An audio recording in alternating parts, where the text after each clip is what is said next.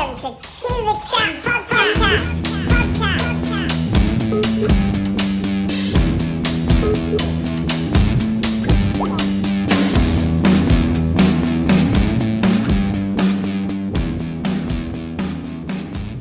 Healing, you know, like if and it's just a really good place for that, which is what I'm here to do.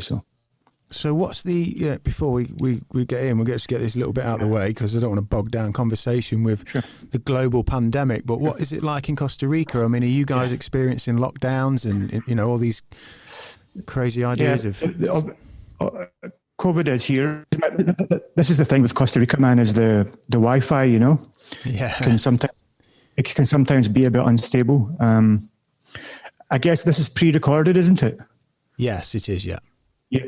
Okay, so if there is any cutouts, we can just you can always edit it later, can't you? Yeah, of course. Yeah, we'll just write it out. Yeah, patience is a virtue.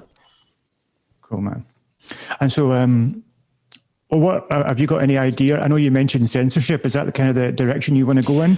Well, I'm really obviously I'm doing a lot of plant medicine as well, you know, and I guess what in the last week, I think you've been following my posts on Educate.Inspire.Change, you know, so there's been a lot going on for me in the last week specifically around plant medicine and integrating and the journeys I've had. So I guess that's most prevalent in my mind, you know. Obviously the censorship is a big thing as well, and that's something I'm working on in the background. And we're speaking to lawyers, and I can talk quite a lot about that. So I guess we can tie it all in, but it's just going to be like a free-flowing conversation, I imagine, where we just talk about whatever. Yeah, we like to, you know, I specifically ask people that I'm intrigued by and interested by, you know, and your page, I'll tell you what, let's kick it off because I think we're on the same page, Kash. So I would like to welcome you, Kash Khan, to Chew the Chat podcast. Thank you so much for your time. You are... Thanks for having me. Founder, owner, creator of Educate.Inspire.Change, which was a really pivotal page on Facebook at a point in my life, on my personal journey.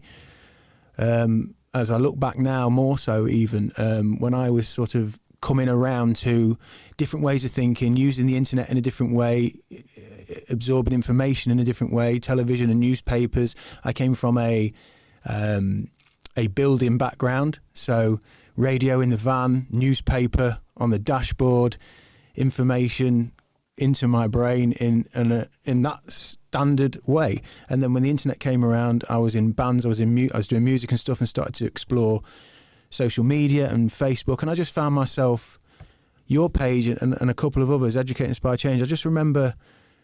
I remember these pages popping up and catching myself. I think there was a couple of Buddhist memes and a couple of little things like that. And I've got a history with Thailand, and they caught my eye. And then I'd find myself reading things about alternative ideas, alternative recipes, you know, frequency, science stuff, and really starting to spend quite a bit of time there. And so, yeah, I've been following you invariably ever since. You've been growing that. I mean, that page is enormous. I think you're up to like 3.5 million followers on the Facebook page alone last time I knew anything about that.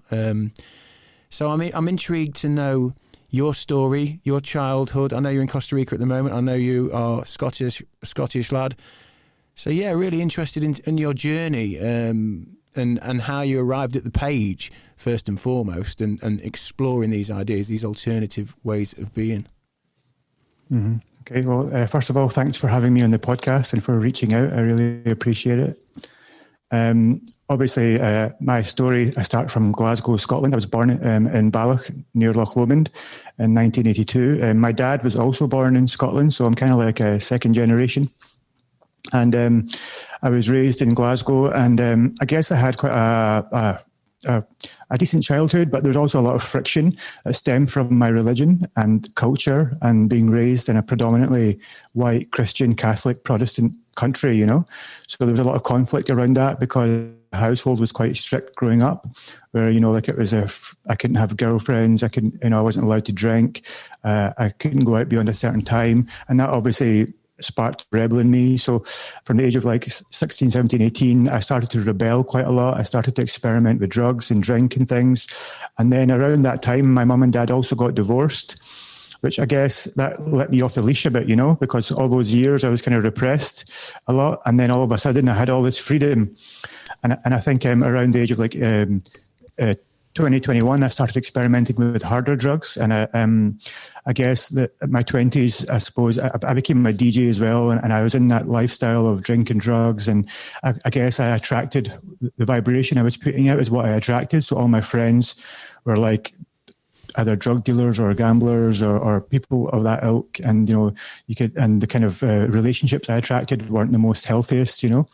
And I think around the age of 26, 27, I met a girl and she got pregnant.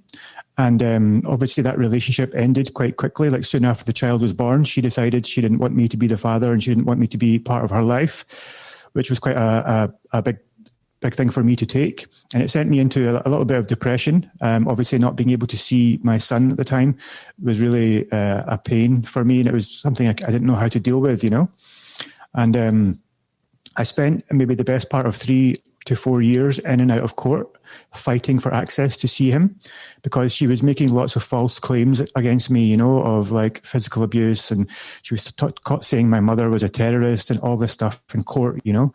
And she was saying how I was going to take the kid to Pakistan and kidnap him. And she was using the race card, you know, and it worked because in Scottish law and even in British law, in the court systems for mothers and fathers, the system is very old fashioned, you know, and there's many fathers out there that I'm sure listening to this will be able to relate if they've dealt with court custody battles where all the woman has to do is make a claim of any kind, and that's you're stuck in a system for years and years trying to prove your innocence before you can even think about seeing your son or your daughter, you know.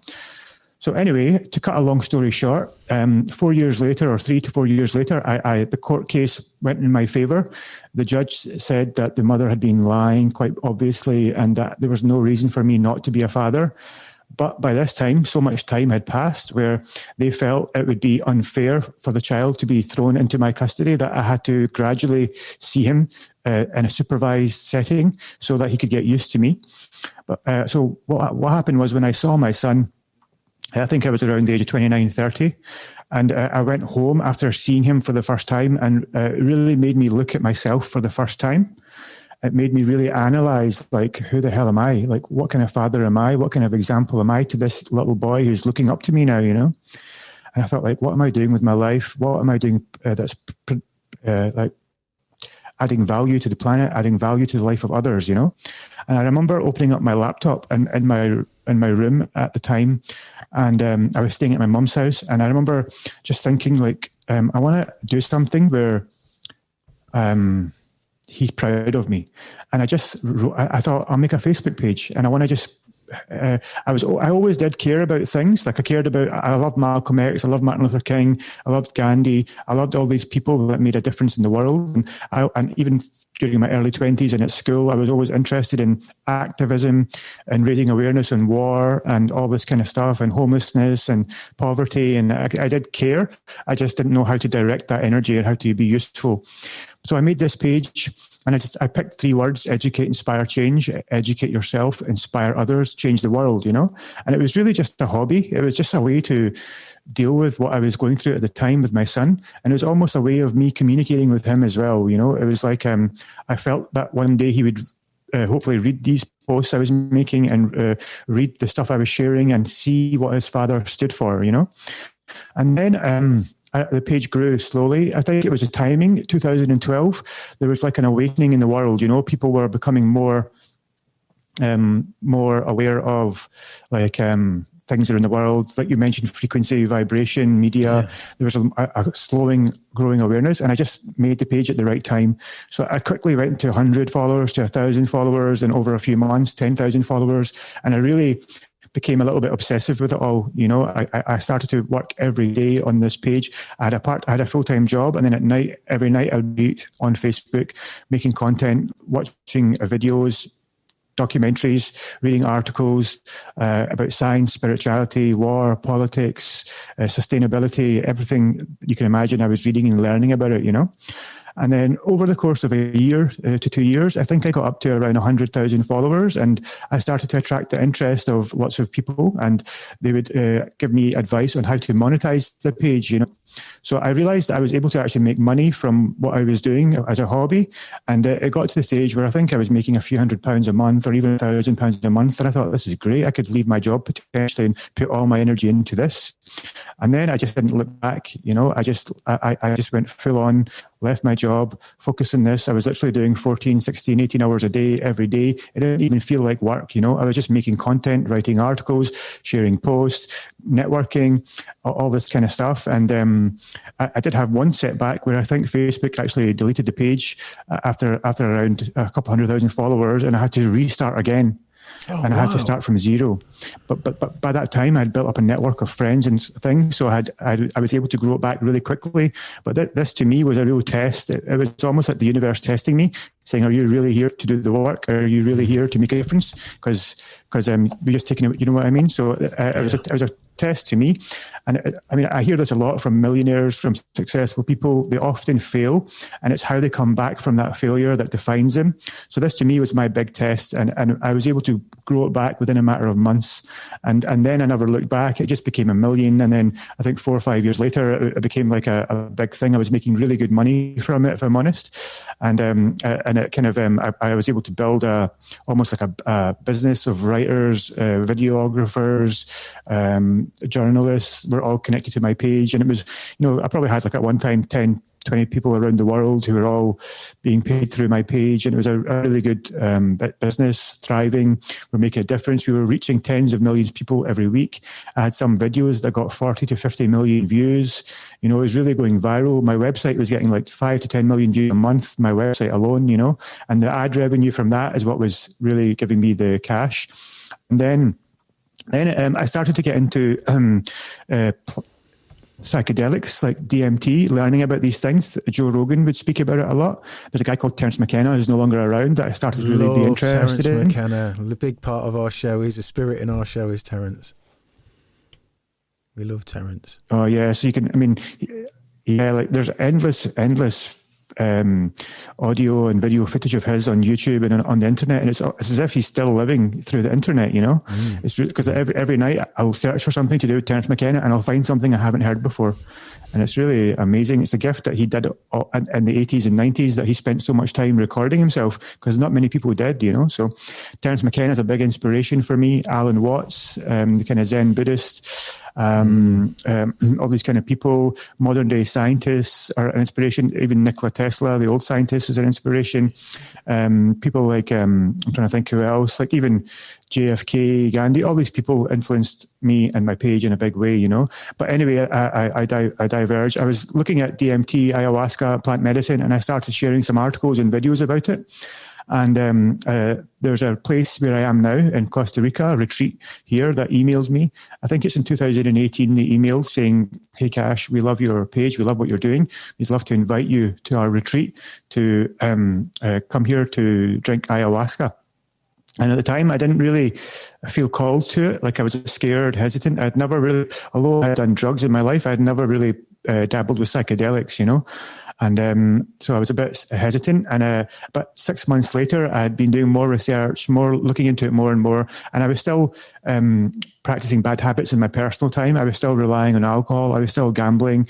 I was still, maybe my relationships still weren't healthy. I still had a temper. I still kind of, didn't have a very good relationship with my mom or my brother. There was still, my life wasn't, although I was doing good work in my business life, my personal life wasn't really where it should be. So I felt called to reply to their email like 6 months later, and if the option is still there, I'd love to come. So I went there in March 2019, and I would say that there was a version of me before March 2019 and a version of me after. And it's really a defining moment in my life, was embarking on this journey and realizing the importance of healing, self-healing, realizing that these plants are here for a reason, and they've been practiced for tens of thousands of years in indigenous tribes around the world, across South America, across Egypt, across India, Greece, for thousands of years for a reason. These plants were a part of culture, a part of society, a central part for a long, long time. And it's only with the recent industrial revolution, with Western society, the rise of America and the British Empire, and also the Christian conquerors, when they conquered the world, they looked at psychedelics as the devil's work. And they would see people, experience these psychedelics, and they would have dark entities and experiences, and they would say this is the devil's work, and this pushed psychedelics underground. People would get burned and the stake for embracing psychedelics. Would be called witches and wizards and whatever, and so psychedelics went underground. The Industrial Revolution happened, and psychedelics became just a thing of the past, something that we don't practice anymore. And healing Western medicine came to the front, pharmaceuticals came to the front, money started to rule society, and we're in a system now that's governed by profit. Governments function around profit, hospitals function around profit, prisons function around profit. Everything we do is profit. Medicine is profit, which is the totally wrong way to build systems on, We need to build systems based on morals, and morals are like health, mental health, physical health, the family system, the education system, all needs to be prioritized above money. And at the moment, that's not happening. And I feel like these psychedelics, when people ingest these psychedelics, it changes their priority. It creates a shift. So for me, when I wake up, my priority isn't money. My priority isn't success in the Western definition. My priority is my own healing, because when I heal myself, my traumas, when I'm a healthy person, I'm a better father, I'm a better partner, I'm a better business person, I'm a better friend, I contribute to the planet better, I'm better for the environment. It's endless. And if enough people can start to be on this vibration around the world, then the world itself will actually heal overnight. When politicians, when business owners, when people in positions of power all start to realize and prioritize their own health, their own mental health, the health of others first, the world itself will heal. It'll be like an overnight energy shift, And this is why I feel so passionate about the use of visionary plants. And I even stopped calling them psychedelics now, because a shaman who I spoke to said to me that psychedelics, there's a vibration in this word. It's used in the media very often, like overdose of psychedelics results in death, or psychedelics are drugs. Whereas the word of visionary plants has a higher vibration. And he says this is what these plants are. They are visionary plants, People can often confuse psychedelics with there's synthetic psychedelics as well, man-made chemical ones. And then there's natural plants. And it's important to make a definition with the two, Plants are basically God's gift to us. They grow at the land naturally, like marijuana grows naturally, ayahuasca, iboga, mushrooms, psilocybin is all natural. And when this is done in a safe environment, in a safe setting, under the guidance of shamans or facilitators, it can be extremely life-changing healing. So it's an important differentiation to make, is recreational psychedelics that are done at parties and healing plants that are done in a ceremonial setting. Absolutely. So you mentioned, your son. It was difficult to see your son. I'm sort of taking us back there, because I too have a relationship with plants and the whole healing process over the years. And I too had a bit of trauma as a child growing up. When you found yourself in your mid-20s and you had a son, did you know at the time that you were told you were pregnant that it wasn't going to work with your partner? Or were you prepared to try and make it work based on, the morals and everything you carried at the time? Yeah, no, I was fully prepared. I remember when I found out she was pregnant, I looked for a job. I rented an apartment, a flat. We had a 2-bedroom, nice flat. We were paying the rent. Everything was fine. Like for the 6 months up to the baby being born, we were living together. We were making the best things. I was going to work 5 days a week. I had a good routine. I think she got drunk one night and we had a big fight. This is when she was pregnant, and I got angry that she was drinking in pregnancy, And we had a big fight, and I had to wake up for work the next day, and it got a little bit physical, where she was like flicking fag ash in my face, and I was in bed, and I held her down to restrain her, you know. And the next morning, without telling me, she went to the local police station without telling me. And she reported a abuse of some kind, but she never told me. She came back to the home, you know, and we would live together, and the baby was born. And it was only after the baby was born, one day I came home from work and she disappeared with all the stuff, you know, the baby's room was empty. Oh, man. She just disappeared. And I went to the house to see my son, and they wouldn't open the door. And it would then cause not violent, but like her father, her brother, her sister came and were like pushing me away, you know. And I got like the police got phoned. And so this was the last time I saw my son, was at our house over a fight, you know. And it was just crazy. I couldn't believe it. I was in shock, you know. So I wasn't prepared for that at all. Yeah.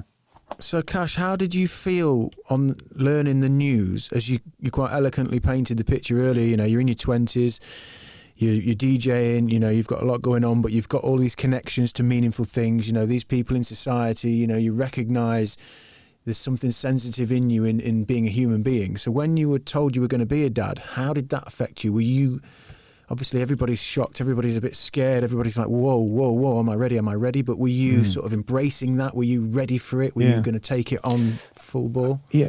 Like, I think with me, like, I have to give myself some credit in that in life. Whenever a major situation has arisen, I've always kind of stepped up when I have to, you know. It might be if it's an emergency in the family, a death in the family, or like my son being born, or my son, you know, my girlfriend getting pregnant, and even my recent partner. We have 2 kids here. Whenever something's happened, I've always stepped up when I need to, you know. What the problem with me was when I didn't have a sense of purpose or a sense of why am I here.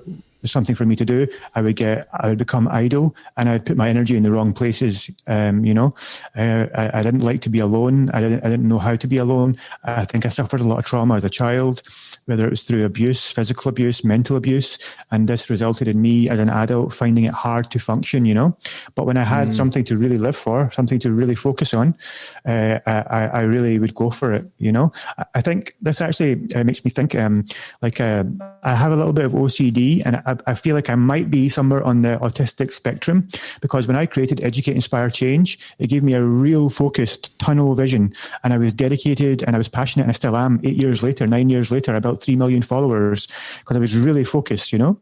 And when I have a focus, I can hone in. You know, this is why it's so important for me to do what I'm doing with psychedelics, because it makes me very focused on spiritual practice, on like, doing things that require my full concentration. Because when I'm concentrated, I'm perfect, I'm fine. It's when I lose concentration, my energy gets scattered, and I start to put it in the wrong places. I'll go drinking, or I'll gamble, or I don't know, do whatever, you know, to fill the time. And it's not healthy. So I need focus in my life, you know, and when I have focus, everything goes fine. And I guess to go back to your question around my son, when he was born, it gave me a focus of like, okay, I have to be a father. Okay, I have to make money. Okay, I have to create stability. And I tried my best, and I think I did do well. It was just unfortunate the relationship and the personal side didn't go well. And that went on for 3 to 4 years or so for you to try and get some kind of contact with him. So you weren't able to see him in any kind of fits or bursts or anything in that time. No, that's got to be not at all, mate. heartbreaking. Man, you know what? Like I remember one night, I would text her and try to build a connection, and she put an interdict out against me. Interdict is like a legal term for you cannot have contact with this person by writing or text. Yeah, so the police would come to my door on a Friday night. Yeah. And they'd come with handcuffs, and they'd say, you have to come to the jail cell. And I remember it because my mum would be crying because she'd know how depressed I was. And she'd say, you can't put him in a jail cell. All he's doing is sending her texts, like loving texts, you know, like, please, can I talk? Please, can I see my son? That's what I was saying, you know. And so I'd have to spend like 72 hours in a jail cell thinking about the same thing. It's almost like the system was torturing me, you know. So I would be forced to jail just for the pain I was going through and trying to reach out to see my son, you know. I remember I would know, like, she would live in a flat in Springburn in Glasgow, and I would drive up there and I would park outside the window just to look at my son, and I'd start crying because I'd know that he was there, and I would know that I couldn't see him. It's almost like when someone dies in your life, you mourn them because they're dead. But like, my son wasn't dead, but I still couldn't see him. The system we were born in, the systems that we live in, that our taxes pay for, prevented me from seeing my own son. This is another reason why I'm here in Costa Rica, because we have to realize, like, I'm working on a new community app for Educate, Inspire, Change, and it's going to be like a course where I want people to wake up from the matrix that they're living in and understand the systems that you're born into aren't systems that you've chosen. Your parents didn't even choose them. No one in your family chose them. They've been forced upon us. And we are subconsciously almost brainwashed into believing that that's it. This is truth. This is it. You know, when you're born, we sign our birth certificate. Yeah. And the birth certificate basically puts a value to your name, a monetary value. That's essentially your parents signing you off to become a functioning member of society, you know, which means that if your parents, for any reason, someone says they're not fit to care for you, it gives the government authority to come to your door and take you away from your parents. You know what I mean? So we have to realize that we're losing our sovereignty as beings by contributing to the systems that we're raised in. Yeah. And it's and the education system, the health system, the police system, all these systems are designed to control and suppress and create order. Now, while I do realize the importance of having systems in place to manage large groups of people, they are fundamentally flawed, and they create a submissive society, a society that's intelligent enough to vote, but not intelligent enough to question authority. It's intelligent enough to go to work every day at 9 to 5 and pay their bills, but not intelligent enough to really step into their own power and become empowered and do what they love, you know? This is why in UK you see so much depression, so much drug abuse, so much alcohol abuse, so much people that have lack of purpose, lack of direction. It's so rife because we're just brought up to be submissive, you know? Like in school, your children, they're told when to sit down, they're told when to eat. The bell goes, they can stand up and eat. When the bell goes, they sit down and don't eat. They don't speak up in class. If they speak up in class, they get punished. If they're too noisy, they get diagnosed with ADHD. All this stuff, you know, and this creates submissive children that realize it's not good to speak up, it's not good to express yourself. We must listen to these authority figures. And then this goes into secondary school, where some kids rebel, which is we often do. This is called the rebellious phase, because our souls know something is wrong. You know, our children aren't stupid. Our children are enlightened beings, yeah? Children are actually better than adults because they just cry when they want to cry. They laugh when they want to laugh. Yeah. They're enlightened. We spend our life as adults trying to become children again. We're trying to find inner peace, just, you know, play in the park with a dog and be happy and not worry about bills, not worry, stress about. Children already do this, but yet we suppress them and we punish them and we tell them how to think and how to behave, which is actually wrong. And this goes on to adulthood when you're told, okay, now you've done the school stuff, now go to university to get a degree. And when you get a degree, you can get a job. And when you get a job, you'll get money. And when you get enough money, you'll have all this money and all this cars and all this house and you'll be happy. And then people get this and they're fucking miserable, mate. They're miserable. And they're like, what? And they've been sold a lie their whole lives. Yeah. And these people come to me now because they see me living here. They see me doing this psychedelic and they're saying, Kash, I'm 40 years old, man. My wife just left me. I've got a Porsche. I've got a car. I've got a business. I'm fucking miserable. Like, what do? I do drugs, I do drink, and they see me here and they see my videos and I see it happening so much now. It's growing every day, man. There's more and more people waking up and realizing like they've been sold a lie. And it's not their fault, you know. We are born into with walls around us and they're given to us by our parents.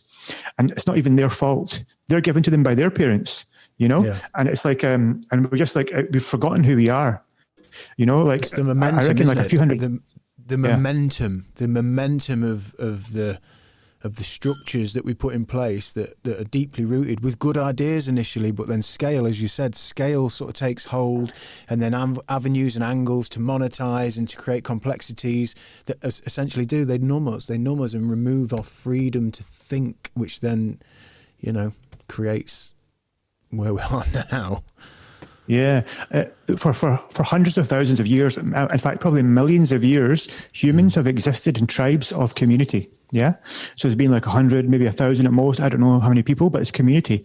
And what happens is in that community, the community itself nominates leaders. It nominates medicine men. It nominates those people that earn the right to be leaders and medicine men because they're the best hunters. They're the strongest warriors. They're the most connected spiritually. They're the most gifted healers, you know.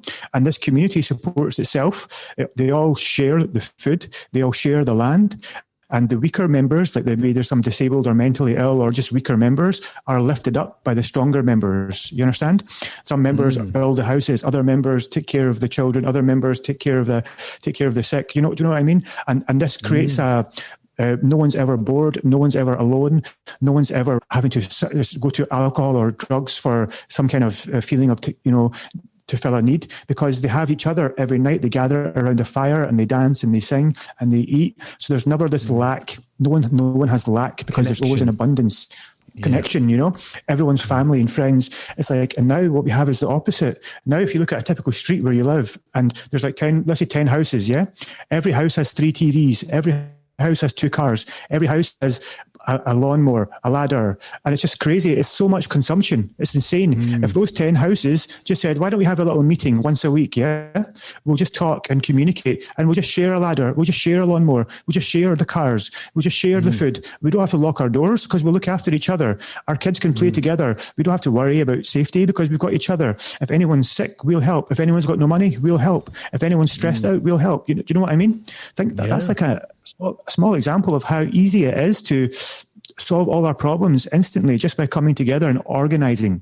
But what happens is our government wants to organize for us on a mass scale, and they promise us all this stuff: free health, don't worry; free education, don't worry; pay your taxes, but it's corrupt.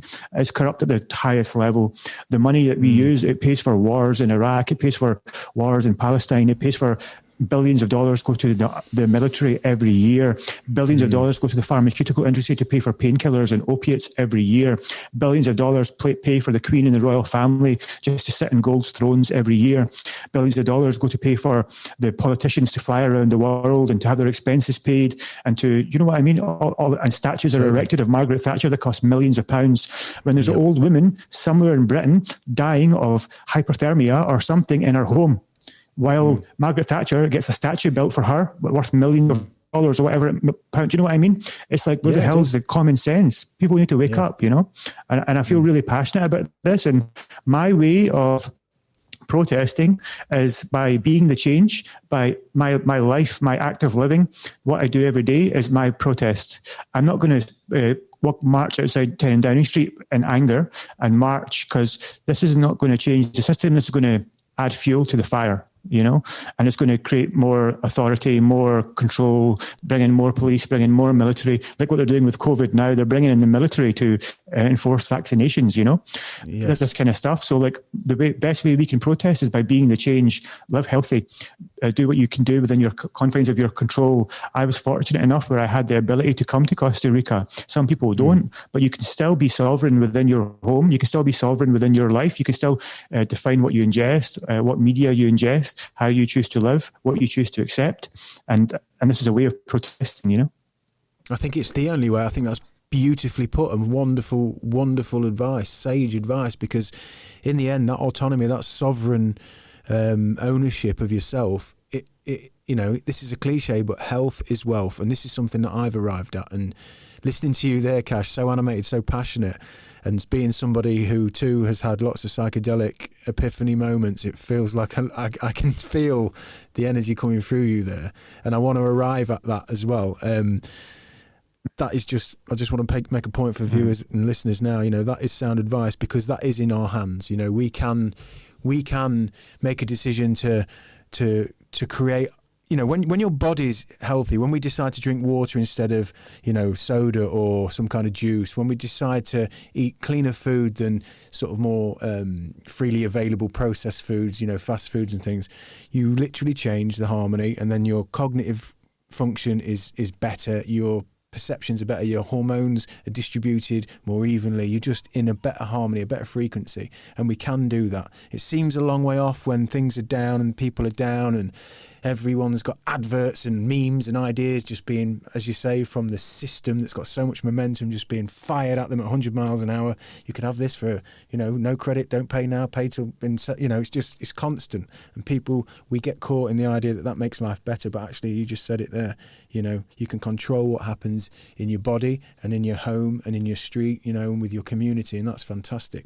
Now, I want to get to Costa Rica. So Jerry Powell, who I came across on a podcast from the States, Tangentially Speaking, with Dr. Christopher Ryan. Now, I'm not sure if you're familiar with that, but I love that podcast. And for listeners of Chew the Chat podcast, I've talked about it a lot as being a big inspiration on my life and on this podcast as well. And I never forget listening to Jerry Powell on that podcast, and listening to his story and listening to this guy with so much energy and so much history and so much experience in his life talk about his first plant exploration and what it did to him, and how ultimately he arrives at Rhythmia with this energy. And that is where I believe you are, as you've mentioned earlier, and you work with Jerry now. And I actually...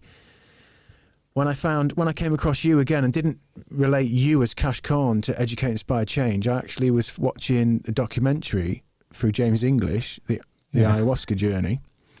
And as I was watching it, you were in it quite predominantly. And I thought, what a lovely guy, what a wonderful energy this guy's got. And then I realised, this is Rhythmia, and that's Jerry. And next thing, I'm following you, and I've followed you since. And I know that this week in particular, you've had a really deep week, and I want to get into that as well. So working with Jerry, and obviously, as you mentioned earlier, he's contacted you. You weren't ready, but then you've reached out, and then you've gone back there, and you're back working there. How have you found, kind of, when you're doing your journeys and your plant medicines, referring back to moments like your childhood that you said was difficult, and certainly for me, even listening to you with that situation with your first son, working in Rhythmia, is that stuff come up a lot? And have you managed to work through some of that stuff? And even maybe this week, who knows? But I know being in Rhythmia with Jerry must be, a real lift. Rhythmia is like I would say it's the first spiritual hospital in the world, like proper spiritual hospital. The sheer scale and size of it compared to any other plant medicine retreat is just like unseen. It's the biggest retreat in the world by far. I think that serves between 50 to 100 people every week.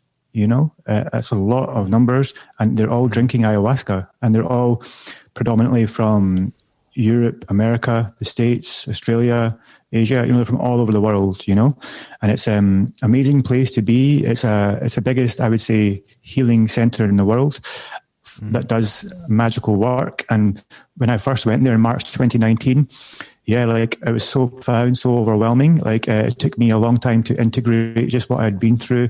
And I immediately started to become a better person, be more mindful. And I returned. The second time I went back was with James English. That's the documentary that you watched.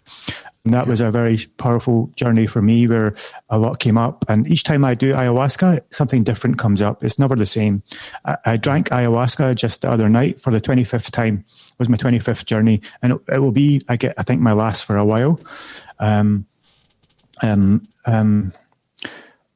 I'm just trying to think, because there's so much, if I was to talk about every journey, I could devote 5 hours to each journey if I wanted to. Do you know what I mean? I've got books and books of journals already on my journeys, They're so intense, they're so powerful, they're so deep. I've also did Iboga, I've also did San Pedro, I've also did mushrooms, and most recently I did Bufo. Bufo is 5-MeO-DMT. And I guess the overriding message that I want to get across to people listening to this is you need to really give these medicines the respect and reverence they deserve.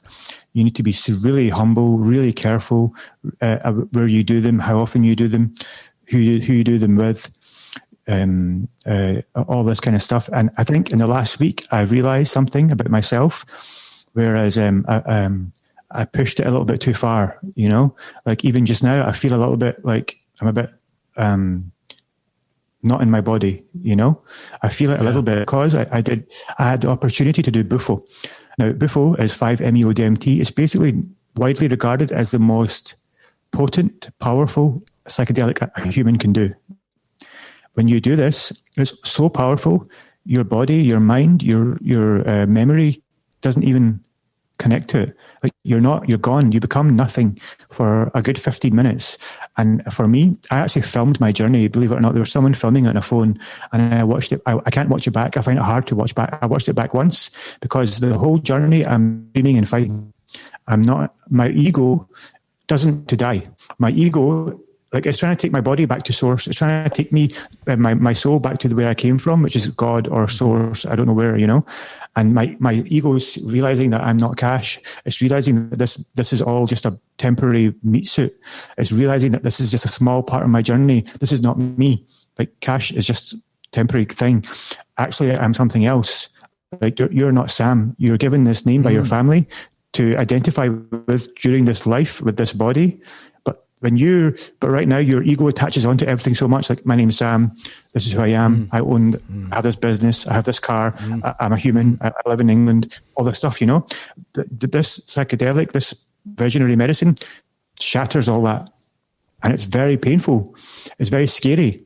And the only way you can come out of the journey is to surrender completely.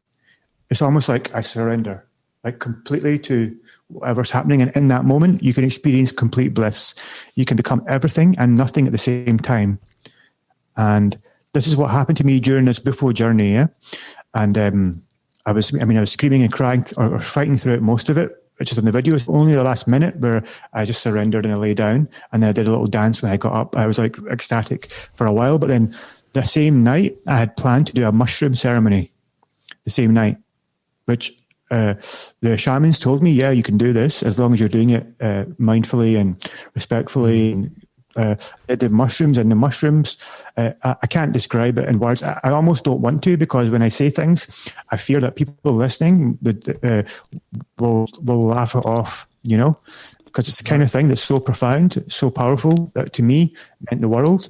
And when you tell people, 9 out of 10 people will be like, yeah, whatever. Or like, sure, that you hallucinated. Yeah. You know what I mean?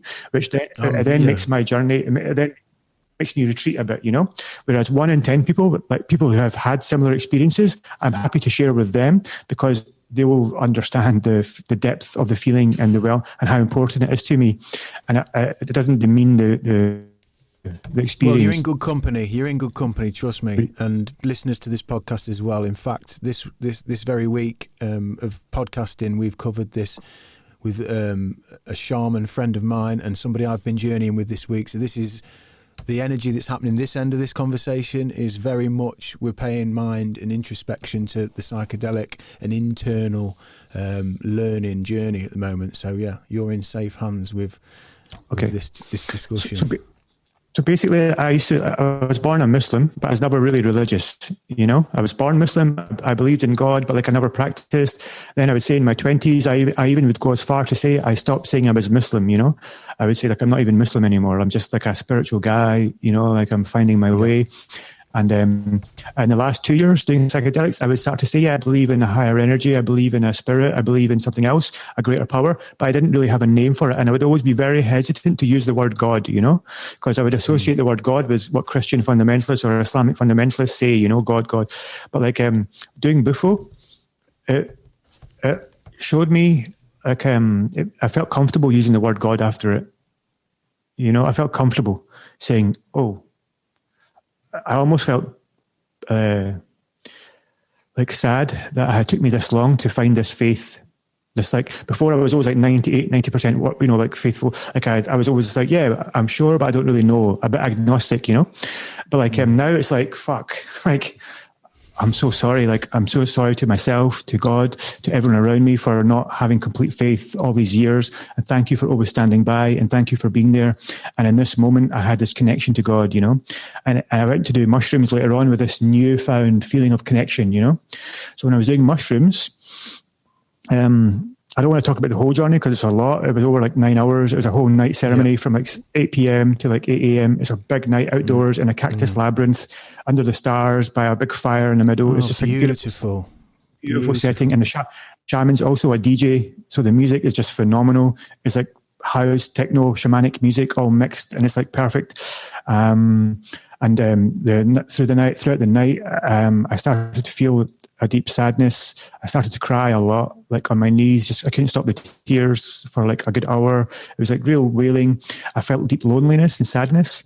And then something happened, like I'm looking at the stars, and it's almost like a UFO appears in the sky. Yeah. Like to me, that's what I'm saying. I see. This is why I'm hesitant to say it, because people are like whatever, but it's actually real. It's real. I start moving, and it's like a bee in the sky. And I'm like, whoa. And I'm like, okay. And then another one moves, and I'm like, okay. And then all of a sudden, it's like I see like a intergalactic highway. It's like there's like motorways in the sky, and it's like I see, there's like fucking so much happening up there, and there's like red lights, blue lights, green lights, and then I see like holographic giant ships. I don't know what they are, but they're just giant holographic things, and I'm so humbled. I'm thinking, why am I seeing this? Like this is so. It feels real, and it feels like they're communicating with me. It feels like I'm closing my eyes and I'm like I'm getting downloads. It's like they're putting information in my brain. And I'm like connecting. This is how they communicate. We don't communicate with aliens the way we think we do, like through satellites and telescopes. We communicate with them by closing our eyes and vibrating at a specific frequency. They exist on a higher frequency than us. Yeah, they've evolved, and therefore they, like when we meditate and we close our eyes and we vibrate, and even through humming, through music, shamanic drum beating, there's vibrations. And when we can get into these vibrations, it opens a line of communication. Yeah. So I had buffo in me, and I had mushrooms in me, and I was vibrating so high, and there was music, and I was using, and I was like vibrating, and this opened a channel of communication. So anyway, so I realized all of a sudden I went from feeling deeply alone to thinking I'm never alone. Angels, God, whatever you want to call it, is always there. And it's making itself aware to me, and it's saying to me, Kash, you're never alone. So the tears went from tears of sadness to feeling I'm really alone to tears of I'm never alone. And then all of a sudden I was just so grateful. And then this feeling of gratitude was just with me the whole night. And the sun rose. And as the sun rose, I was sitting on a bench and I was looking at the clouds. And now this is the most profound vision I've ever had on any medicine, yeah? Because it's like it feels real. Like some visions you get, you're in other realms, you're in other dimensions, close your eyes and you blast off and they're fantastic. But this vision was like I'm sitting and I'm looking up at the clouds, And I was staring at the clouds and I started to see shapes in the clouds the way you would normally do. That you can see a face in the cloud, you think, oh, that's cool. Yeah. But it became like a real face. Clouds would they'd be moving with the wind, yeah? And I'd see, and all of a sudden they'd stop. It's like vibrate and shake. And it's like a holographic thing would appear, and it'd be like a face, and it'd be facing that way, but then the face would go like this. And it'd look down on me. And I'd be like, so I didn't know what I was looking at. Am I looking at God? Am I looking at spirit? Am I looking at the mushroom? Am I looking at buffo? I didn't know what I'm looking at. But whatever it was, I was so humble, and I was like, my tears were streaming. And then all of a sudden, more clouds come in, and it was like the spirit of a jaguar, a panther. Like I see the animal coming. It's like, looks at me again, and all these warriors, great warriors of the past, I don't know, but it's like they're in battle, their faces are like, as if they're like fighting, and I'm like, God, I'm not, these spirits are making themselves aware to me, and it's like, I have strength, I'm connected to these spirits, I'm connected to the land, I'm connected to the panther, I'm connected to God, I'm not, I'm just so connected. And this is something that we don't have in our 3D world, this feeling of connection, but through psychedelic, through visionary plants, I had this, and it was just like I was just so humbled, so grateful, and then a few days later I did ayahuasca here at Rhythmia, and I think this journey stayed with me during ayahuasca, and I left my body so much, I lost control of it. And I kept saying, I'm going to hurt myself. Like I kept getting worried because I left my body, and I'm like, fuck, I'm going to hurt myself if I don't get help here. And I feel like it was the buffo and the ayahuasca saying, you're fucking about here, Kash. Like this is playing with fire. You need to give the medicines time and respect to integrate, to do their work on you, Do like mushrooms one night, LSD another night, buffo another night, ayahuasca another night, because you're just like, your nervous system's going to get fried. And I guess it's a big lesson for me. So it's also based on my history and my past. It's how I learn. I tend to go as far as I can. I tend to push until I learn the hardest way. I learn lessons hard, you know. It's just like my nature. I have to learn the hard way, you know. I had to get addicted to cocaine and drugs and lose a son to wake up. Do you know what I mean? To really fucking, whereas, and I don't know why that is. It's just why I'm here on this planet. I'm here to learn the hard way. And it's fine because I'm grateful for where I am. But like these visionary medicine experiences, I feel like everything I've done over the last 2 years has led up to this last week. And now, like the other day, I was on the beach. I'm just meditating in the sun. I'm just sitting next to a tree. I'm just collecting shells. And I'm thinking, okay, now this is what I need to do. This is what I need to ground. I need to, I've done the work. Like I'll still go back to plant medicine. I know I will, of course. I love it. And I'm going to be working with it for the rest of my life. But like, I need to devote a lot of time to grounding, to being here on this planet, to not being in the stars, not being in the sky, because we have a purpose to live here, you know, like you have this podcast, I have Educate, Inspire, Change. We make a difference. Yeah. We have things to do here, you know, that are important. And it's about finding the balance. You know what I mean? Like, okay, I learned from there. What? Sorry, on you go. You're exactly right. You know, and it's so ironic that, I mean, producer Aidan, who's behind this bookshelf, who's producing as we move along, has been privy, as I mentioned, to some conversations that we've been having with guests this week, and lots of them have been psychedelic based. And I was only saying the day before yesterday how my own journeys recently in the last 2 years with DMT, NN-DMT particularly, and psilocybin, and most recently Cambo, have been all telling me the same thing, which is, and I've, again, for listeners of the podcast, I've been talking a lot this year about those grounding things you're talking about. Camping, I've been wild camping a lot. I've been so present in the company of my wife and with my children, obviously with these lockdowns, you know, simple things, working more and more on my exercise, getting more and more back into my running, and what my DMT experiences and the other things that I've done in the last couple of years have been telling me. And I am somebody who is, I mean, there's been opportunities for me to do, you know, DMT and then onto mushrooms, and I've done that once, but generally speaking, I've kind of always had enough, I don't know if it's fear or anxiety or reverence, to know that actually I know this DMT is going to teach me something, and I'm probably going to need to sit with that for a long time before someone says to me, do you fancy this? You know, I'm kind of like, whoa, I need a bit of time. So I've always been quite blessed like that. But certainly even in the gaps between these journeys I'm talking about now, there's probably been 6 months between them anyway, the last 3 or 4, and each one I've been blessed because they've been beautiful, and I haven't experienced anything too much in the way of fear and real dark introspection, but they've all been saying to me, you are good, you need to just be where you are now, you know, you just need to be in the moment. Ramdas, be here now, you know, you don't need to do too much right now. And I have taken that same line of, okay, in fact, the Cambo ceremony I recently did, I only did it because it came to me. It came to me through love. It came to me through a friend that I respect dearly, and I'd never done Cambo. And although it's not a psychedelic experience in the sense of the things we're talking about, it's a purge, it's a cleanse, it's a very reverent ceremony. And I'm always interested. So I thought, I'm going to do this because it's come to me. I haven't sought this out. I haven't been seeking it. So I trust it, and it was really interesting, and it's well documented, as I say, in these last couple of episodes. But it is really ironic how, you know, I've been tuned to you. I've felt a tune to come to you, you know, over the last couple of years.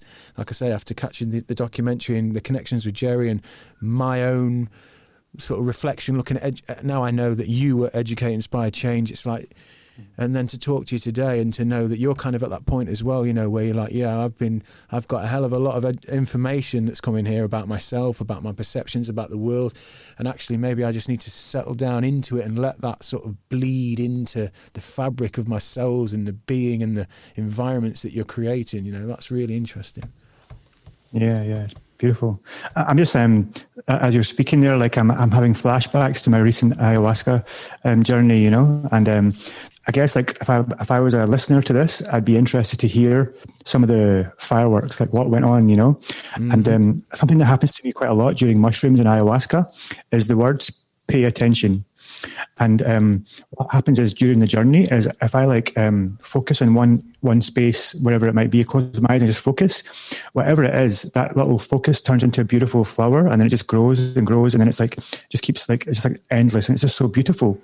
And mushrooms say this: pay attention. Ayahuasca says pay attention, and paying attention basically means focus. You know, like you can find beauty in every moment of your life, any second. You know, if you walk past a flower and you just stop and stare at it and pay attention and really focus, that could become like a beautiful, beautiful experience. You know, if you just take a stop in anywhere and look at the sun and the clouds and just like breathe deeply, and really that moment can become beautiful. If your son is sleeping and you go and like put your ear on his heart and listen to him and close your eyes, it can be a bloody so one of the most greatest moments of your cry. Yeah. You know, you know what I mean? Like every moment there's an opportunity, even right now, there's an opportunity for us to experience God, for us to experience, like if me and you were to close our eyes, sit in attention and just breathe and feel each other's energy, I guarantee you the tears would probably come both ways, you know? And this is available all the time, every day, 24/7. Just pay attention. And any moment can be beautiful. And it's just like so profound, you know? Because like yesterday I'm sitting next to a tree and I'm thinking, how often do I pay attention to trees, you know? So I'm like sitting next to a tree and closing my eyes and my head's on the tree and I'm just kind of meditating with the tree, you know?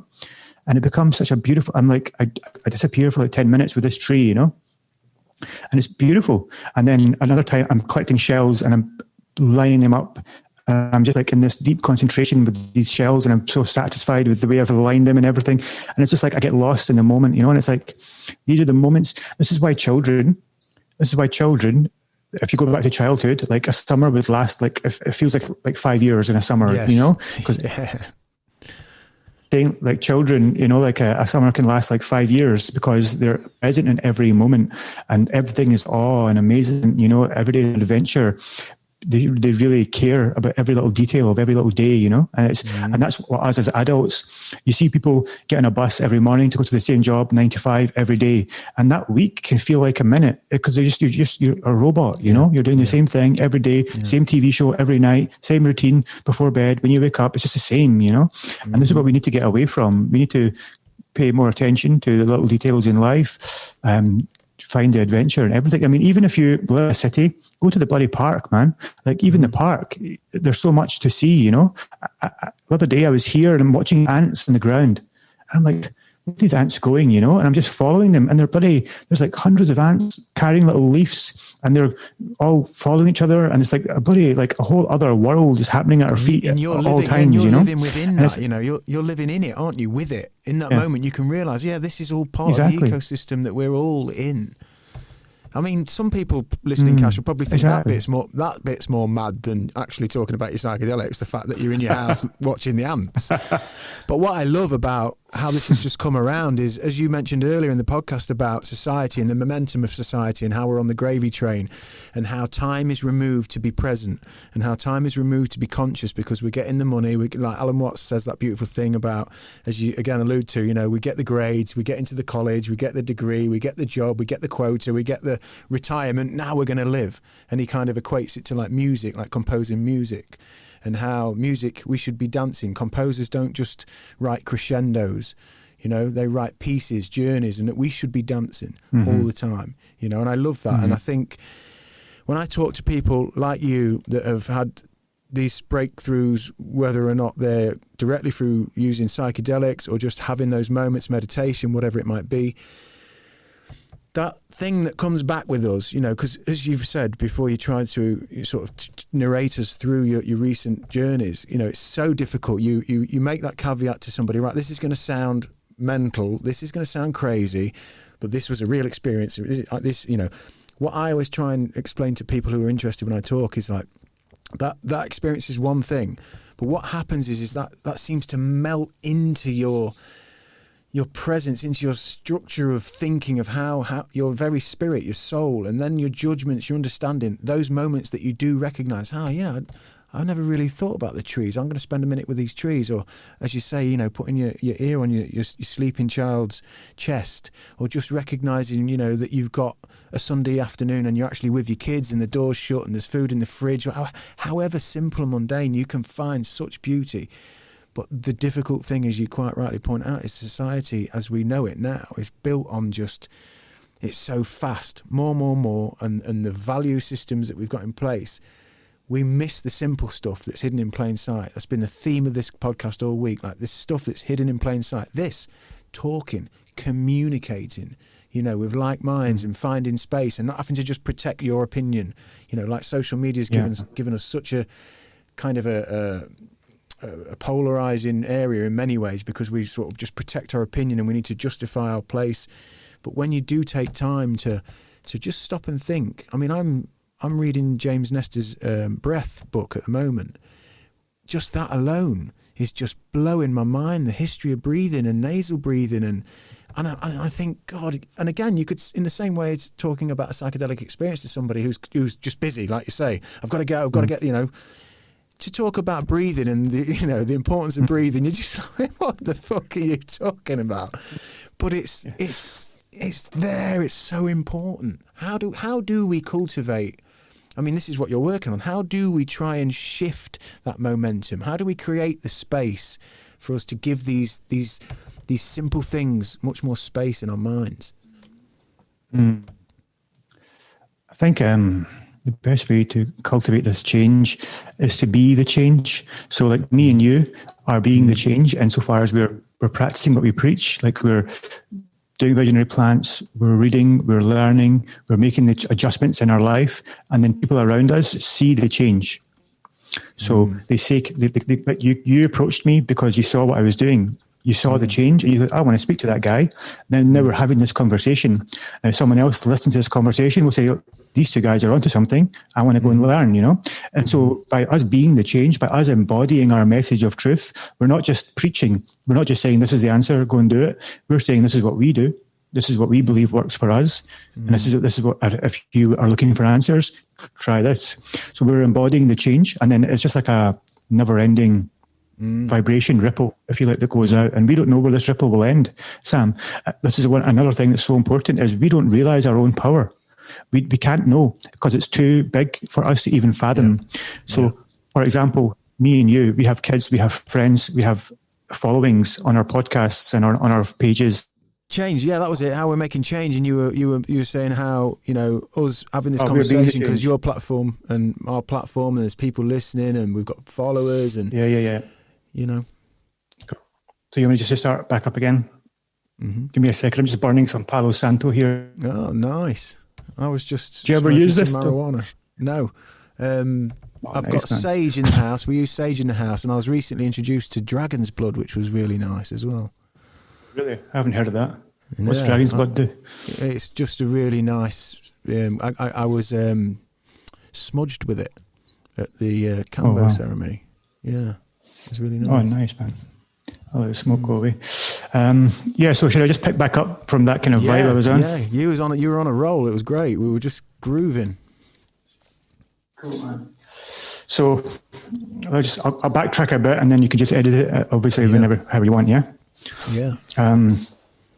So I was saying how we don't realize our own power. Like your podcast, my page, the people that follow us, the people that listen to us, we are fundamentally spreading change by being the change. And they're people who we inspire change in, they'll inspire change in others around them. How can we impact change on society?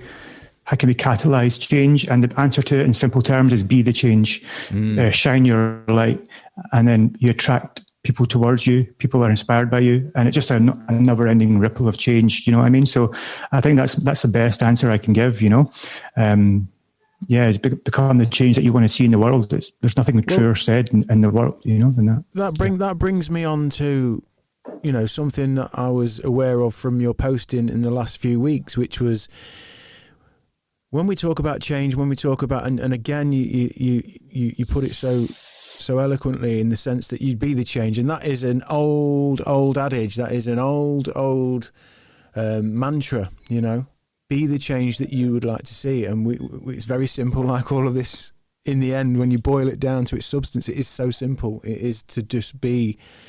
But as we sit here today, you know, and for viewers and listeners so far, as they've followed this podcast and this conversation, this exchange, you talked up your page. You got your page up to 3.5 million followers on Facebook. Yeah. Now, it's important to remember that, you know, Educate.Inspire.Change.org is the website, you know, and you've got obviously all the pages that we've all got, but the Facebook page was where it started, and that was the one that really, you know, chewed up those numbers. And recently that page has been removed, and we all live in times of uncertainty, and there's obviously a public health situation, but there's also a situation happening digitally with our freedom, with our ability to express not only our speech, but our thoughts.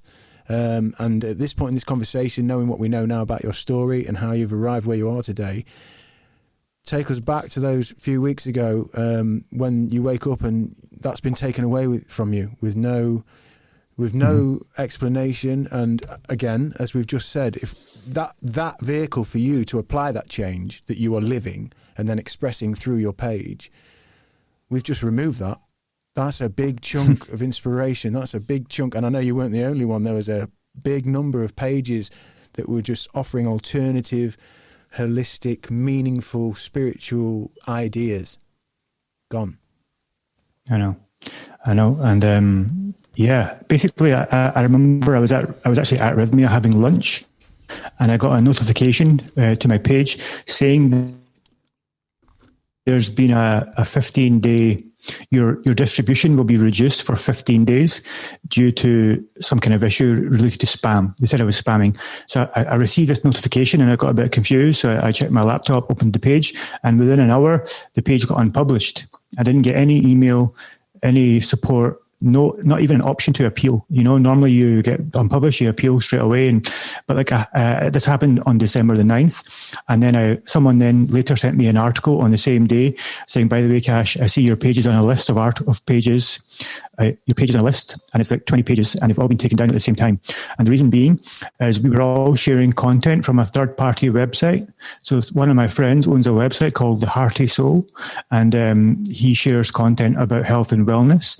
And I think 2 of his articles out of like 5,000 mentioned vaccines, mentioned them and questioned them. I didn't say they're good or bad. It just questioned them and, you know, questioned the validity of them. And there's lots of people out there that protest against vaccination. There's lots of evidence out there to suggest they might be linked. So because we even spoke about it, or they classified us as a ring of pages that were spreading misinformation around vaccinations, and they just decided to unpublish a stroke of a button, you know. And this is a very important time in history. What's happening digitally just now? Facebook, Google, Amazon, YouTube have a monopoly essentially on the digital space. You know, like they can choose what we see, they can choose what we hear, and it's like a modern day digital book burning. It really is. You know, centuries ago, armies would conquer countries and they would burn libraries to the ground to get rid of that civilization's history. You know, and it's what's happening now. It's a digital book burning. It's no different than before. The difference is now it's happening on a global scale across the entire planet at the same time. They don't care where you are. They don't care what country you're in. They don't care if it's 10 million, if it's 20 million, if it's 100 million people follow you. They don't care. So when I'm silenced, it's not me being silenced. It's 3.4 million people right to listen to me is being silenced. They chose to like my page. They chose to follow me, and they can choose what to believe and what not to believe. They're sovereign beings. But what Facebook are doing is they're taking that power into their hands and saying to those 3.4 million people, no, you don't have the right to follow who you want to follow. We choose who you follow. We choose what information you consume. Even the act of recently banning Donald Trump is a huge, unprecedented case to say that we have more power than the president of the most powerful country in the world, and we are choosing to silence him. That's insane, bro. That's like there's these powers are coming up now, and these powers are tech giants, and tech giants are now having more power than countries. You know, it used to be like armies, and the more soldiers you had and the more weapons you have. Now it's not. Now it's the more digital information you have. That gives you the power, and it's very scary because there's no one governing them. No, and we'll make mistakes that don't get recognised until, by the people that. We lost you, Kash. There's no one, even the government can't come after them. I hear you. Yeah, you're back. Yeah. And when you refer to Trump there, I mean, and again, very polarizing character. Let's take away, the character, and let's say that, this is important because, as you mentioned, to remove the speech of the president, one of the most powerful people on the planet, to remove that sets a precedent that is untold. And then they remove in entirety a social media platform that he and many, many millions of other people use, that he was obviously, they were aware that he would be very vocal on there from that point onwards. They just removed that entirely from the internet. Is that Parler you're talking about? Parler, yeah. Yeah. I mean, so frightening. And this is one hell of a slippery slope that I think, we can go back several years when it started. A famous one most people will know is Alex Jones being removed, and lots of people argue, yep, that makes sense because he says some crazy things and all the rest of it. But the point that when you start, that's it. That you're on the slippery slope and it's going to arrive at your door, And it's so frightening. For me, as you say, it's probably the most frightening thing that's happening right now for me. Yeah, big time. And there's so many ramifications of this. Where does it stop? Like I'm hearing how they're going to start bringing technology into there's a thing called, I can't remember the name, Bill Gates is behind it. It's the World Economic Forum, and they've got this new, it's very public plan for the Great Reset. The Great Reset. Yeah, the Great Reset. And they're trying to merge like biology with technology. They want us all to be vaccinated. They want us all to be chipped. They want to know where we are all times, facial recognition everywhere. And it's like this dystopian society they're trying to build, and they're doing it in our faces, like blatantly. And the thing is this is what I was talking about earlier, is a miseducation of society, how we've all been brainwashed. They've numbed us to such a state where 80 to 90% of civilization is blindly going along with this. We're actually slaves to a system, and we're actually worshipping the people that are enslaving us. We're voting them in. We're giving them our money, and we're doing it blindly, And there's only a very small percentage, maybe 1, maybe 5, I don't know, of people that are slightly woke, that are realizing, hang on a second, this is an infringement on my human rights, like being forced vaccinations or microchips, or being told what I can and can't do. It's going to be a case where you can't travel to certain countries unless you have these things done. Even me speaking to you just now, I'm hesitant with my words because I'm thinking, where's this going to be posted? Yeah. And I'm worried. Like, okay, we've touched on these topics that are very sensitive. Is this going to result in your podcast being taken down? Is it going to result in... We can do this. Yeah, we are. There we are.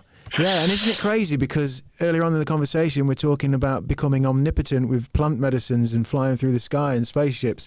But it's this bit that you literally do have a visceral bit, and we've been vocal on this podcast, and we try and make the caveat that we're not, again, saying this is right, this is wrong, this is a conspiracy, this is some kind of whatever. It's not. It's just we're conversing about the experience we are having. You're a content creator, you're somebody who built a career and a livelihood from that work that you put in, all those hours in the bedroom at your mum's place, building that page up, 8, 9, getting on for a decade of your effort, and you wake up and it's gone. And we are not causing any uproar, or when we are, or asking questions even, is just, we're not able to get to the source. And it's happening at such a speed, it's so frightening. If I check into my pages I follow on YouTube, alternative news, as well as I check in with the mainframe, because you've got to have that balance, and I cannot get my head around the amount of things that are happening one after the other that are removing liberty, and in ways that are just, they don't seem real as it's happening. It just doesn't seem real. I cannot wrap my head around it. And if we don't do something, which is this talk, and if we can't talk, this is where I wanted to go with you, Kash. You know, I know you're still processing, and it must be such a difficult thing. That 10 years of work, but how do you see yourself being able to share with other people on that scale in the future? Do we have to build our own communities? Do we have to build our own software? Are we going to, like, as we were saying with Parler, they can't. No one's going to serve them. They can't get on the servers. No one will do it for them. It's insane. I know, even because his servers were all at Amazon, and I think he had hundreds and hundreds of servers at Amazon, and they gave him 24 hours notice to move, knowing that he couldn't do that within 24 hours. It's insane. And yeah, I guess I've built 3.5 million followers over 8 years, and I don't envisage me being able to do that again over the next a few years on the same platform. Without a doubt, I don't want to be on Facebook. Most people don't want to be on Facebook anymore. I'm looking for alternatives. There's a company I've found called Mighty Networks that allow you to host your own app, and it's a community-based app. And I'm looking into this, and I'm thinking about, if I can have an app that requires a subscription where people are really invested. So my idea is this: I would rather have 5,000 invested followers that are really dedicated to making change than 3 million people that have just liked a button and liked a page and share my content. It's great to have that, and I value it. But I'm now at the stage where we can make a real impact and a real change on a smaller scale, but have bigger impact, So imagine if I have 5,000 people follow me on an app, and it might take me a year to build that, or 2 years, who knows? And these people are paying me for us to collectively make the change. So we're having online courses, Wake Up from the Matrix, plant medicine, shamanic practices, meditation, yoga, whatever you want to call it, all this stuff to raise your vibration so you can be the change you want to see. This is what our purpose is. And we're having support groups. We're having weekly Zoom group calls where we can support one another, like an online community. And these people are paying for this service. So it's really impactful. They're really invested. That to me could have a bigger change than what 3 million Facebook followers could have. And I'm more heading in this direction now. Is how can I have real, and we can also have in-life events. So what I'm thinking about doing is having this community-based app, and then once a year, twice a year, 3 times a year, we host in-life events or retreats here with me, or retreats in Costa Rica, where we can have 50 or 100 people come down from, do you know what I mean? Who and we can actually together have that family and be the change. And long term, my goal is to buy land. I want to buy land here in Costa Rica. That's actually quite affordable. When you go into the jungle, you can buy land really cheap. You can get acres and acres, and then hopefully get some investment, create some pitch decks. I don't know what, I'm just thinking out loud, and build community, build our own homes, be sustainable. Oh, we're back. Building our own homes. Yeah, so we don't need to rely on these tech giants and on governments to sustain us. We can sustain ourselves. Think about this. Once you buy your own land, once you build your own home, and once you have your own farm and you grow your own food and everything's sustainable, solar power, your own water, what do you need after that? You don't need anything. You know what I mean? You can literally live off your own land forever, and you don't need to ever leave. Obviously, we would leave, but we don't need to. And that's the important thing. I'm trying to stress to people, you can be sovereign. You can live a stress-free life with no bills. Thinking about that, you've got a farm, you've got your own food coming, you've got your own water coming, you've got your own sustainable energy coming. That's it. People have been... and then we can do this together in communities of hundreds and thousands of people. It's happening here in Costa Rica already. There's a guy here called Stephen Brooks who I did a podcast with on my own podcast, and he's got his own communities here, Punta Mona, I think Eco Village, all these different communities that he's building, and he's building a blueprint for what's possible. They're recycling their own manure, they're burning it into energy. All the houses are built with wood that's on the land where they live. Nothing is sourced from outside the land. And it's amazing when you see how people can live and function in such harmony. They all eat together. They all, live together. They have community events every day or every night or every week. And it's just beautiful. And it's where I see my future lie. And these are blueprints. So once we create a blueprint or an idea, it can be copied and multiplied across the world. And this is the key. We can create ideas and visions and let people run with them, and we can have different villages and different communities all around the world, people popping up, buying land, creating their own communities. And this is where I see, this is coming from censorship, we were speaking about censorship, but it's all coming back to the same thing, to sovereignty, to realizing that we don't even need to be censored. Why put ourselves on the platform in the first place? It's also coming back to what you said in the beginning when we talked about the history of psychedelics and before the momentum kicked in, smaller communities. We lived in smaller communities where we were accountable. You were the wise man, you be the wise man, you be the warrior, you be the, like, I definitely feel like that's been happening in my physical life. I've been doing that. I mean, we removed our children from school last year. They're only young, 6 and 5 and 3, but based on this energy, based on my feeling, based on the programming and just the overwhelming macro feeling of like, everything we've discussed so far, this just being herded into a way of life that is not necessarily what you're intrinsically driven to do, instinctively feeling to experience. I think that is paramount, and doing it digitally as well. We've been doing the same. We've literally just put a little website together. I mean, we're only in our first year. Literally, the 27th of January will be the birthday, first year for this Chew the Chat little podcast with myself. And we have our largest communities on YouTube at the moment, where we're about to hit 3,000 subscribers. And as you just said a moment ago, which rings true to me, having 5,000 people who are committed, and I've taken this from the podcast world, tangentially speaking, that I listened to mentioned earlier. I love that Chris Ryan often talks about this community that is close and tight, and he doesn't advertise, and people just Patreon stuff, or they send stuff in, or they build a website, or they illustrate the book. There's a real sense of community, and it means so much more, because when we are just scrolling through our Facebook, and I've followed your page and I followed his page and I followed their page, there's a disconnected responsibility there, isn't there? It's just in the pot. The abundance is kind of, I don't know, it just removes the meaning, the connection of it. And I think digitally, that's where it's at. We've got our little website up. We're going to start trying to build the back end of that to be able to hold that space for the people who really want to be there. And it's just healthier and more nutritional for everybody involved that way, isn't it? I agree. Yeah, and it's also empowering the people who follow you and part of their community, or in your community, to build their own communities. I mean, I imagine you're inspiring people to create their podcasts, to create their communities, and I want to do the same.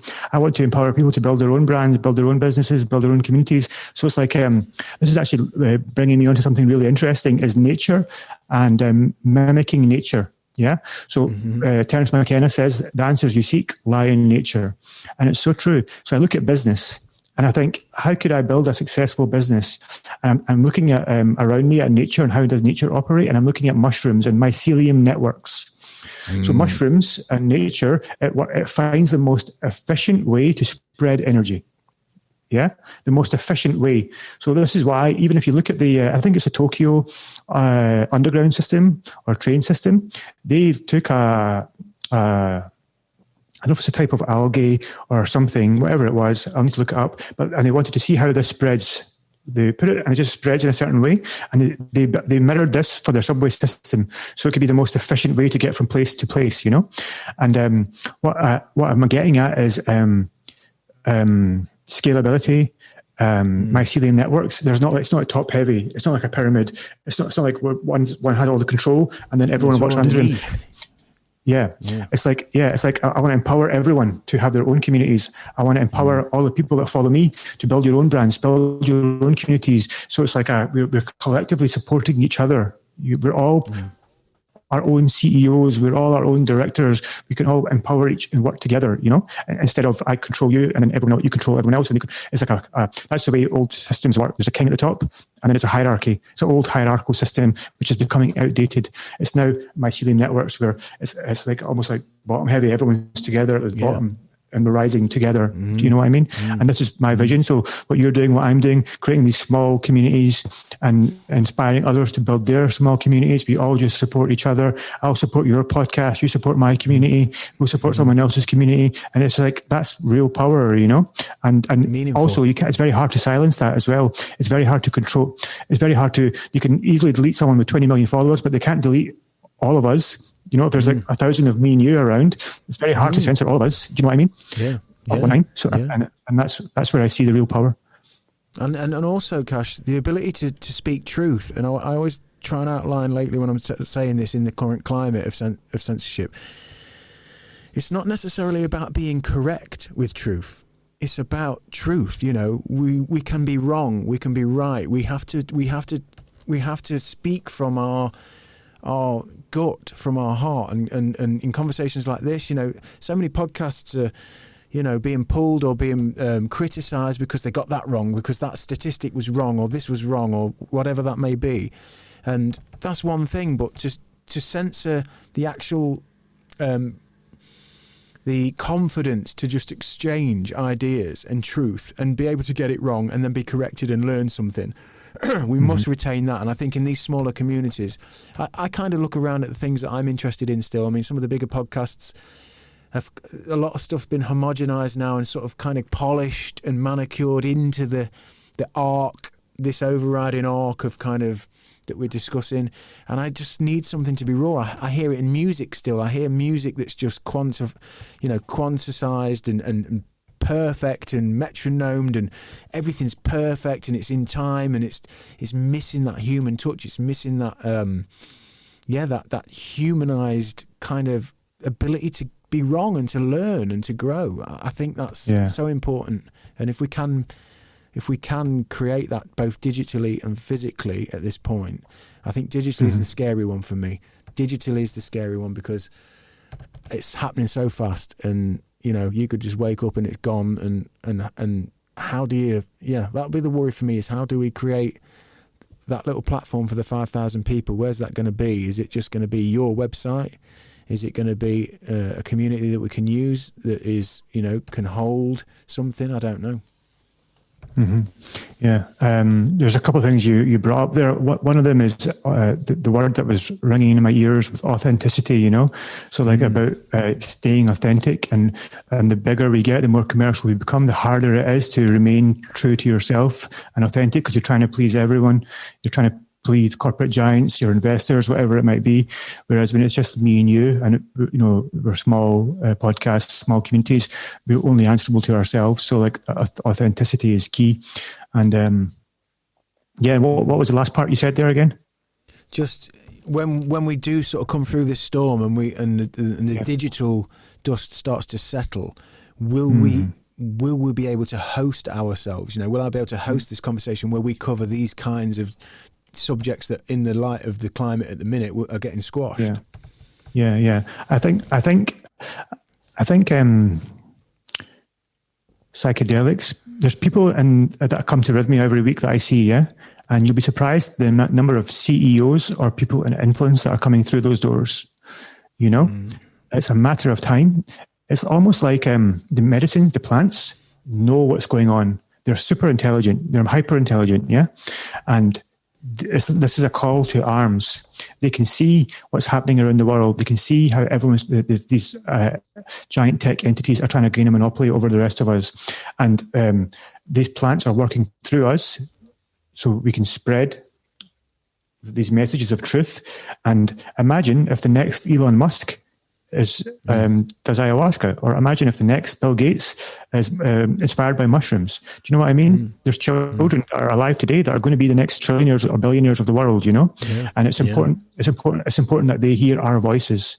It's important that they do experience these plant medicines or these mindfulness practices and spiritual practices. And as long as we keep using our voice and using the tools that are given to us to make change, then I'm quietly optimistic that it's almost inevitable that change will come for the greater good. At the moment, it may not seem that way because everything's going wrong. There's paedophile rings being exposed everywhere. There's corrupt governments being exposed everywhere. Tech giants are controlling everyone. There's just control everywhere. But underneath it all, what we don't see is what's happening at the grassroots, which is what I'm doing in my spare time, what you're doing in your spare time, what everyone I know is doing in their spare time. They're meditating, they're doing yoga, they're doing plant medicine, they're healing, they're eating well, they're training, they're exercising. And it's almost like it's like an army, there's an uprising and it's coming. And there's some of us are going to have big influence. Some of us are going to be CEOs and millionaires, and some might even be billionaires. And when we have that kind of power, then we can really rise. And I think it's happening. It's just, you can't see it just now because it's not, the revolution will not be televised. The revolution will be in our consciousness, and it's happening. It's internal, and it's happening in our consciousness. And it will just be like, boom, overnight there'll be a shift, and we'll realize that these people no longer have the power because we're no longer empowering them. There's 8 billion people or 7 billion people on the planet, you know. There's probably only a few 100,000 billionaires. I don't know how many. There's probably only a few of them that are really have real control over everything that we do. And as soon as the other 7 billion of us wake up and like all we do is take away their power by stop giving them attention. Everything is energy. Everything is energy. Everything is energy. That's scientifically proven that all we are, when you zoom into us, we are atoms, yeah? And what are atoms? But nothing but energy and empty space and energy. That's all we are. So where we direct our energy is what we create our own reality, you know? And right now, the reality is being created almost for us and we're submissive. And so the reality is created for us. As soon as we start to create our own reality, the world will become a reflection of this. Yeah. So I was saying, your reality.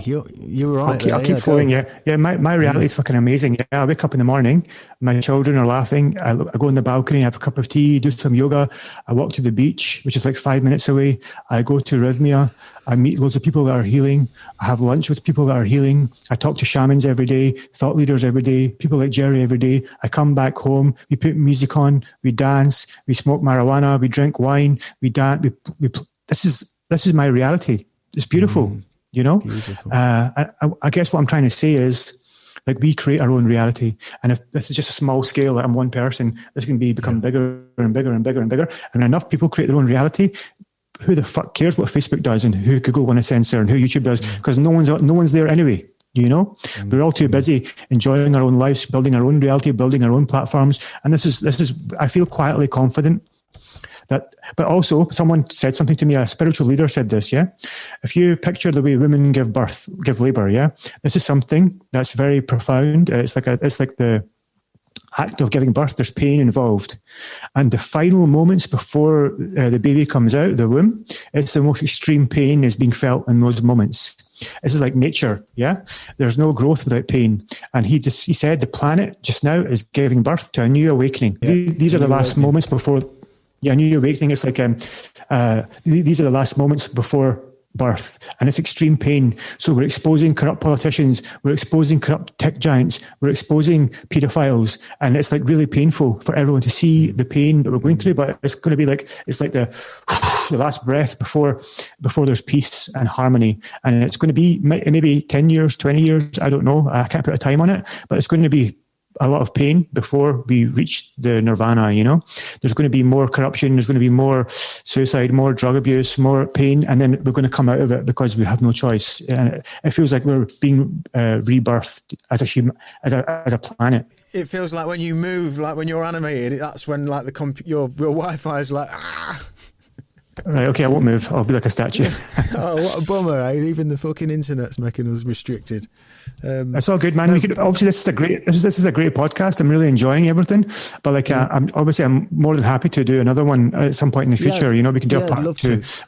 I'd love to. And listen, I was just about to bring you home there because you were in such a positive flow with, you know, a summation of exactly that, you know, positivity. The way I explain that to some of my friends when we're in a bit of a rut is I sort of explain it as you have to create your world within this world, you know, and I think I'm getting at what you're getting at, which is like, it may not seem like you've got the autonomy over these decisions, but you have. You know, we don't have to have a direct debit list with all this stuff on. We don't necessarily have to have Sky because we always just never thought about it. We always just had it, you know. You can actually get rid of that. And then when you get rid of that, you realise all this space isn't filled with singing oven chips and fucking insurance for this and all these ideas and adverts that kind of, you know, subdue your thought. You know, you can create space, and then that ownership comes, and that simplicity. You catch yourself watching the ants, or you catch yourself just watching your child. You know, it's beautiful, and I love the way you brought that home. And again, how I've heard that the situation that we're in now, they say it's always darkest the hour before the dawn, and I believe similarly. You know, these conversations. That's why I'm so pleased that you gave us the time today, Kash, because I'm looking out there and connecting to people, and I've had such a wonderful week. This is the first time we've ever podcasted every day and we've just had such a beautiful harmony with everybody. It's been a real theme of good energy and just, yeah, really heartfelt ideas. And in studio ones have been amazing because actually being with a human and again, some of the positive of the lockdown here in the UK has been that. It's been like to appreciate being with a human being, you know. and seeing people move and recognizing eyes and, you know, body language has been beautiful. And you've capped it off for us at the end of this week on as we record. And I want to thank you so much for your time. And we will do this again. Absolutely. I can't wait to do it again already, because we've had a tricky one with internet and getting in flow and kind of stopping and starting, but it's still been really powerful. So I really do thank you. Where do we send people to find you, Kash? Sure. So I'm on Instagram. My personal account is Conscious Cash. My page is Educate.Inspire.Change. I do regular Instagram lives now, which I find is a nice way for me to connect with my community. I'm building a new app. So I think if you just follow me on Instagram, either of those, then you'll be able to find the app. The URL is going to be eic.community. I also have a website, Educate.Inspire.Change.org, that you mentioned earlier. Yep. And you can subscribe to my email list there as well. So that's the best way to connect with me, I think. And I want to thank you as well, Sam, for creating this podcast, for your energy. It's been a delight speaking to you. It's been a shame with the internet and lack of connection, the power cuts, but like we got there in the end. And I'm looking forward to connecting with you again. And if you ever plan a trip out to Costa Rica, you know you've got a place to stay here, brother. Oh, hey, listen, and likewise, I really appreciate it, and we will meet in this real world. I really look forward to that. It's, like I say, it's these moments of magic for me. When I feel somebody through that digital thumbnail, and then I manage to make a connection and then get to this point where you can feel it and it's reciprocal. I love that. I'll go to bed on that as a wonderful feeling and lift my family. So I wish you and yours well, and stay safe, and thank you, Kash. Thanks, brother. Peace. Peace, brother.